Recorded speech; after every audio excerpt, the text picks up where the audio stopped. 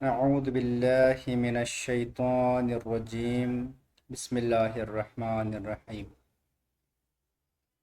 अल्हम्दुलिल्लाह, अगर आप यहाँ तक हमारे साथ आए हैं तो माशाल्लाह से हमने हरूफ को हरकत के साथ यानी ज़बर ज़ेर पेश के साथ पढ़ने की बहुत अच्छी मशक की है। उम्मीद है अगर आपने हमारे कहने के मुताबिक पढ़ा और सुना है तो यकीनन आप इस काबिल होंगे कि हरूफ को हरकत की आवाज़ों के साथ आसानी से पढ़ सकें। अब हम एक और मरहले की तरफ जा रहे हैं कि हम हरूफ से अल्फाज बनाना सीखेंगे, क्योंकि अरबी और उर्दू में जब हरूफ से अल्फाज बनाते हैं तो उनकी मुख्तलिफ़ शक्लें होती हैं हरूफ की, तो वो पहचानना और वो जानना ज़रूरी है। तो हम यहाँ पर वो पढ़ेंगे और देखेंगे कि किस तरह से लिखा और पढ़ा जाता है। अब यहाँ पर दो दो हरूफ के कुछ अल्फाज हैं, वो हम देखेंगे कि उनमें कौन कौन से हरूफ हैं। तो यहाँ पर ये दो हरूफ का जो एक लफ्ज़ है, ये इसमें जो पहला हर्फ है यहाँ पर है, आप भी यकीनन पहचान रहे होंगे, ये है हा। जब हा शुरू में आता है किसी भी लफ्ज़ का तो वो इस शक्ल में होता है हा। हा के बाद आपको यकीनन पता चल रहा है कि ये जो लफ्ज़ है वो है बा। ये पूरा लिखा हुआ है, जब भी आखिर में आएगा तो इसी शक्ल में आएगा बा। तो ये है हा और बा। क्या है जी, आप भी पढ़ेंगे और ज़ोर से एक दफ़ा पढ़िएगा, हा बा। ठीक है। अब अगला लफ्ज़ है, इसमें भी दो हरूफ है। पहला हर्फ है इसमें मीम। ये तो साफ नज़र आ रहा है मीम। शुरू में जब भी मीम आएगा तो इस शक्ल में आएगा मीम, और उसके बाद है बा की शक्ल में यहाँ पर ता। तो ये दो हरूफ हैं, कौन कौन से? मीम ता। जी बोलें, आप भी बोलें, मीम ता। ठीक है। अब अगले हर्फ की तरफ चलते हैं। यहाँ पर भी दो हरूफ हैं। पहला हर्फ है यहाँ पर है कॉफ। ये कॉफ है। जब ये कॉफ शुरू में आएगा किसी भी लफ्ज़ के तो इस शक्ल में आएगा कॉफ। कॉफ के बाद आपको साफ नज़र आ रहा है ये क्या है? लाम। तो आप पढ़ें कॉफ लाम। ठीक है। उसके बाद ये एक लफ्ज़ है दो हरूफ का। पहले की तरह इसमें पहला हर्फ जो है वो है सीन। क्या है? सीन। सीन जब भी शुरू में आएगा किसी भी लफ्ज़ के तो इस शक्ल में आएगा सीन। सीन के बाद क्या है? ये है मीम। यानी हम समझ लो ये दो हरूफ के जो अल्फाज है, इसमें पहला हर्फ लफ्ज़ का शुरू वाला हर्फ है, दूसरा हर्फ आखिर वाला हर्फ है। तो जब भी सीन शुरू में आएगा वैसे आएगा, और मीम आखिर में आएगा तो इस शक्ल में आएगा, और उसकी और एक भी शक्ल हो सकती है। अब अगला लफ्ज़ है, इसको आप एक मरतबा इसको पढ़ के चलते हैं। क्या है? पढ़िएगा, ज़ोर से पढ़िएगा, सीन मीम। ठीक है। और अगले अगले लफ्ज़ में जो है पहला हर्फ है वो है क्या? त्वा। क्या है? त्वा। त्वा के बाद आपको साफ नज़र आ रहा है, क्या बचता है आगे? बताइए क्या है? बा। तो पढ़ेंगे एक मरतबा, त्वा बा। ठीक है। अगले लफ्ज़ की तरफ चलते हैं। इसके अंदर भी दो हरूफ हैं। पहला हर्फ है त्वा। त्वा है यहाँ तक, यहाँ तक त्वा है, ये त्वा। अब त्वा के बाद हमारे पास क्या है, अलिफ। यहाँ पर एक कन्फ्यूजन होती है, वो हम इंशाल्लाह बाद में पढ़ेंगे। अब आप ये समझ लें कि यहाँ पर ये है त्वा अलिफ। जी पढ़िएगा, त्वा अलिफ। ठीक है, अगला लफ्ज़ बहुत आसान है। क्या है ये, ज़ुआ और उसके साथ नून। तो बोले ज़ुआ नून। ठीक है, अब इस हर्फ लफ्ज़ में मीम जो आखिर में आया था वो इस शक्ल में आया था। क्या था, मीम। अब जब मीम शुरू में आएगा, जिस तरह से यहाँ पर आया था मीम, तो जब भी मीम शुरू में आएगा तो इस शक्ल में आएगा। यहाँ पर भी मीम इस्तेमाल हुआ था और यहाँ पर भी आ रहा है मीम। मीम के बाद क्या है, शीन। यहाँ पर शीन मुकम्मल लिखा हुआ है, जब भी शीन आखिर में आएगा, चूंकि यहाँ पर आखिर में है तो ये शीन कहलाएगा। यानी शीन इसी पूरे के पूरे शक्ल में आएगा जब आखिर में आएगा। उसके बाद जो है जिस तरह से यहाँ पर, अच्छा एक मतलब इसको पूरा पढ़ते हैं, पढ़िएगा मीम शीन। ठीक है, अब जिस तरह से यहाँ पर मीम था, यहाँ पर मीम था, इसी तरह से यहाँ पर भी शुरू वाला हर्फ यहाँ पर क्या है, मीम। तो आगे क्या बचता है, आपको साफ नज़र आ रहा है, क्या है ये, रॉ। तो क्या बन रहा है, मीम रॉ। जी बोलिएगा, ज़ोर से बोले, मीम रॉ। ठीक है, अब यहाँ पर जो है शीन आखिर में आया तो पूरे के पूरे शक्ल में आया था। जब भी शीन शुरू में आएगा तो इस शक्ल में आएगा। ये क्या है हमारे पास, शीन है। शीन और बा, तो क्या बना, शीन बा। जी बोलिएगा, शीन बा। ठीक है, शीन और सा में जो है थोड़ी सी कन्फ्यूजन होती है, यानी समझ में नहीं आता कि शीन है या सा है। वो एक निशानी है, बता दूंगा, आसानी से समझ में आ जाएगा। ठीक है, उसके बाद जो है आगे जिस तरह से पहले 3 मरतबा मीम आ चुका है, यहाँ मीम रहा, मीम और मीम। इसी तरह से यहाँ पर भी क्या है, पहला हर्फ यहाँ पर है मीम।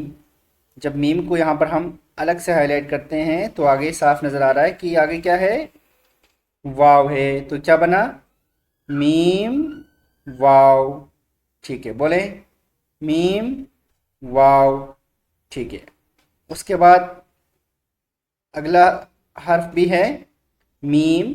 मीम के बाद है ये हा। इसको ज़रा पहचान लीजिएगा, क्योंकि जब भी हम सिखाते हैं तो समझने में थोड़ा मुश्किल हो जाता है कि लगता है कि ये भी मीम है। ऐसा नहीं, बल्कि ये हा है और आखिर में ऐसा ही आएगा, यानी पहले या बीच में कभी ऐसा नहीं आ सकता। ये हा जब भी आएगा तो आखिर में इस शक्ल में आएगा। तो ये क्या है, हा है। तो एक दफ़ा पढ़ते हैं ज़ोर से, मीम हा। ठीक है, अब उसके बाद क्या है, जिस तरह से शीन यहाँ पर आया था, इसी तरह से यहाँ पर भी क्या है, शीन है। क्या है, शीन। शीन के बाद लाम है। तो क्या बना, जोर से बोलिएगा, शीन लाम। ठीक है, अब उसके बाद जो है हमारे पास काफ। क्या है, काफ। काफ जब भी शुरू में आएगा तो शक्ल तो ऐसी ही होगी, लेकिन थोड़ी सी मुख्तलिफ हो सकती है। 2-3 शक्लें हैं, वो आपको हम बाद में बताएंगे इंशाल्लाह। अब आप समझ लें कि ये क्या है, काफ है। काफ कल वाला जो हम बोलते हैं ना, कल या कापी। ठीक है, तो काफ। काफ के बाद आपको साफ नज़र आ रहा है, क्या है ये, बा। तो क्या बना, काफ बा। अब उसके बाद जो है ये है कौफ। अक्सर काफ को, यानी काफ और कौफ की आवाज़ें एक जैसे पढ़ते हैं, ऐसा थोड़ा सा नहीं कीजिएगा। आप बोले कौफ, कौफ। ठीक है, कौफ। हम जैसे बोलते हैं ना कलम, कौफ।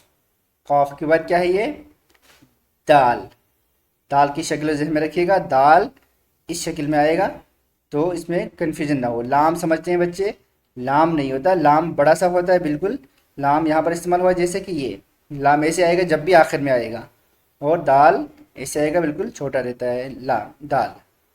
जी, तो एक दफ़ा ज़ोर से पढ़ें, कौफ दाल।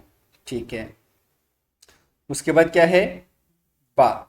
ये देखिए, बा जब भी आएगा शुरू में तो इस शक्ल में आएगा, थोड़ा छोटा हो सकता है लेकिन शक्ल यही रहेगी, बा। बा के बाद क्या है, हा। जिस तरह से यहाँ पर हमने आपसे कहा था हा, ये हा है, तो क्या बना, बा हा। जी बोलिएगा, बा हा। ठीक है, उसके बाद हमारे पास हर्फ है सीन।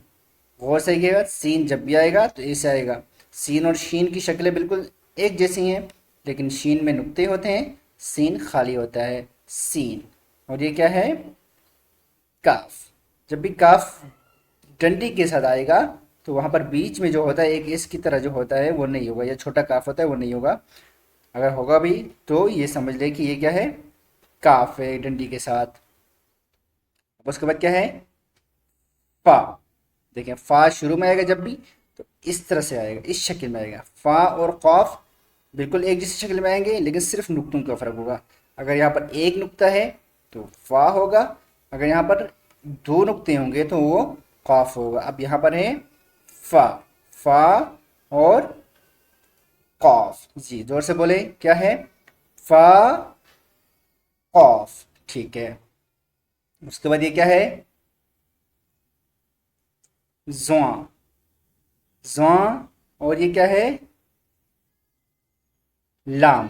जी बोले, जुआ लाम। ठीक है, उसके बाद क्या है, त्वा और सीन। जी बोलिएगा, क्या है, त्वा और सीन। ठीक है, अब जो है ज़्यादा इसमें हम इंशाल्लाह आपका वक्त नहीं ज़ाय करेंगे, क्योंकि ये थोड़ा आसान है। अभी मैं हाईलाइट करूँगा, आपको जल्दी से बोलना होगा कि ये कौन कौन से हरूफ हैं। जी, तो आप बताइएगा, ये क्या है, मीम हा। जल्दी से बोलना है, ज़ोर से बोलना है। ये क्या है, मीम रा। ठीक है, ये क्या है,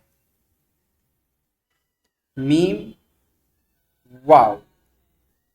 ये क्या है, मीम शीन। ठीक है, ये क्या है, शीन लाम। ये क्या है, कौफ दाल।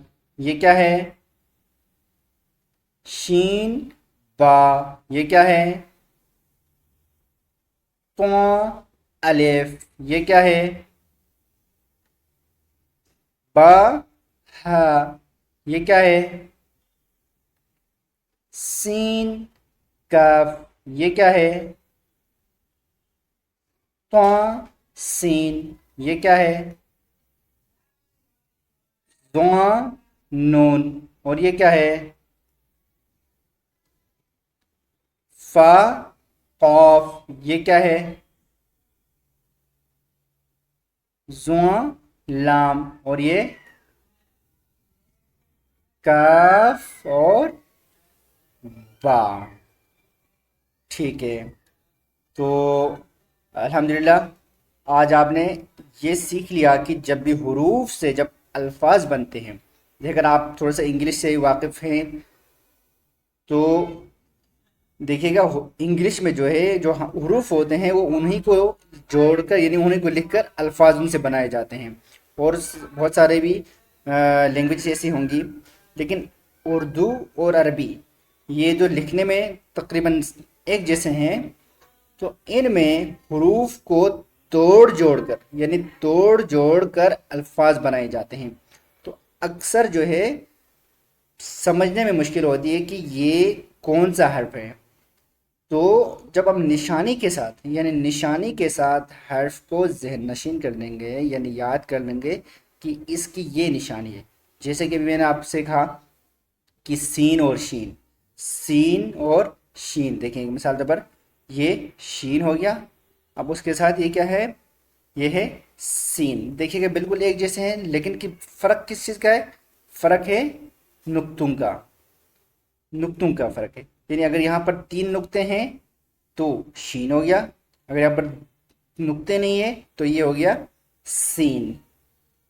इसी तरह से फा और काफ में कहा था कि जब भी